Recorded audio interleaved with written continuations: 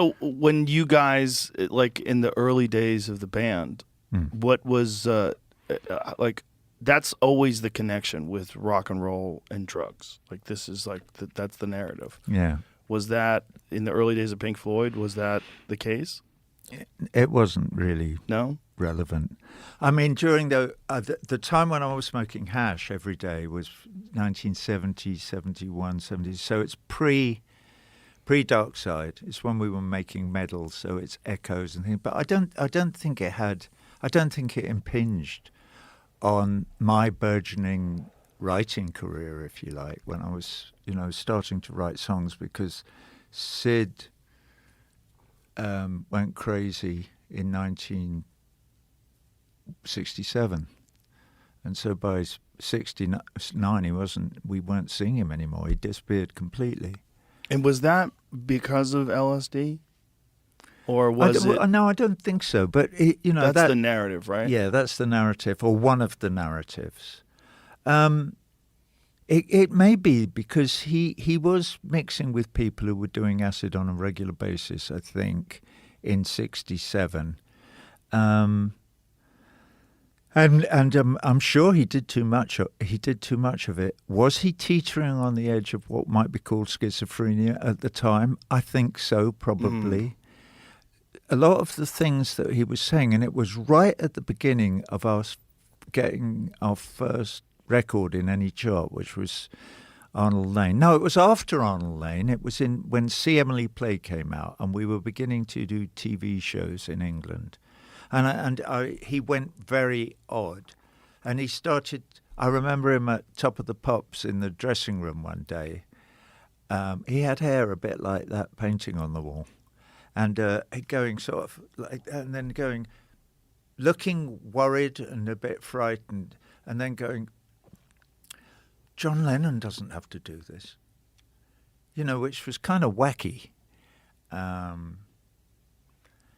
This was like 3/4 of the way through the Beatles' career, because they only had that one decade, really. And so he had misgivings about being on a miming pop show, Sid, this is what we've worked towards for the last 4 or 5 years, is to be on Top of the Pops and make a few quid, buck up, boy, let's get on with it. And but he never did buck up from sort of that moment on, really. He wrote a few more songs, but nothing of any real note. And he just got more and more and more detached until he was completely wacky and not making any sense. And I made a lot of attempts to find out what was wrong and to involve his family. He had elder brothers, so I would ring up and say, hey, there's something really wrong with Roger, as they called him, because his name was Roger Barrett, not Sid Barrett. Oh. I said, he's not well, I think. And one of the brothers actually came to London and went and saw him and called me up and went, he's fine. He's had some troubling times, but he's actually fine. And I went, Alan, he's not. But trust me, I live with him, Anyway. And we tried to get him to a shrink on a number of occasions, but he would never go in. And then it just got weirder and weirder. Like in what way weird? Like what was incommunicative, not making any sense at all. Not making any. It's like, I actually mention one of the periods, one of the moments is in the show, because it's in when we play Wish You Were Here, and I do wish he was here. And I mean, he's partly what that song's about, and Shine On You Crazy Diamond is just completely about Sid. But I tell the story in text in the show, and it goes, we'd been to a meeting at the Capitol Tower in Los Angeles, and Sid and I were walking down the street after it. And we stopped at the traffic light at Hollywood Boulevard and Vine Street in Los Angeles. And he looked at me and smiled, and he said, it's nice here in Las Vegas, isn't it? Well, we were in LA. So he already had no idea where he was, even like that. But then I say in the thing, you'll see at the show, it says, then his face darkened. And he looked down at the ground and spat out one word, people. And that sort of encapsulates what it was like. Nothing made any sense. Disjointed. Blank, disjointed, you know. And there we were, all young, all very young, and trying to make our way. And by that time, Dave had already joined the band to play guitar. And because Sid didn't play, I'm not saying he couldn't. Well, he couldn't really, because both of us made his solo records with him, helped produce his solo records after that point. And it was pretty kind of disjointed and difficult to get him to do anything.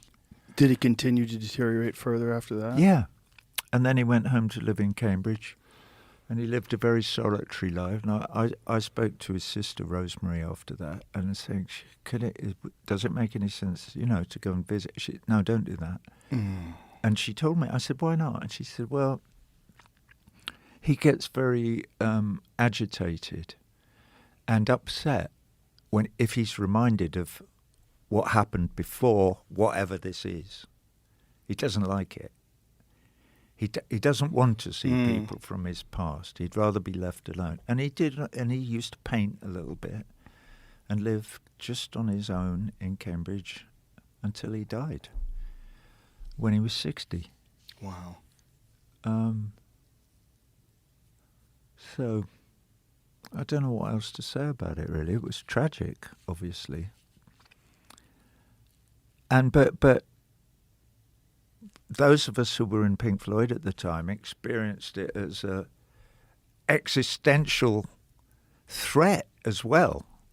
Fuck me, what are we going to do? He writes the bloody songs. Well, I wrote about 20% of them before, but there were nothing. Sid's songs were the things that were different.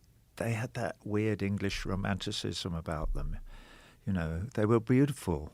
I've got a bike, you can ride it if you like. It's got a basket, a bell that rings, and things that make it look good. I'd give it to you if I could, but I borrowed it. That's so quirky in terms of its meter, the way the lyric attaches both to the melody and to the time signature and the tempo of the thing is remarkable. And it wasn't just, there were lots of quirky little songs like that, all in a very English romantic tradition and whatever. So how could we possibly survive? If the guy who writes the songs in the band goes crazy, you're fucked, basically. Unless somebody else starts to write. Luckily, I did. I did start to write. I don't mean to laugh because he was a huge loss.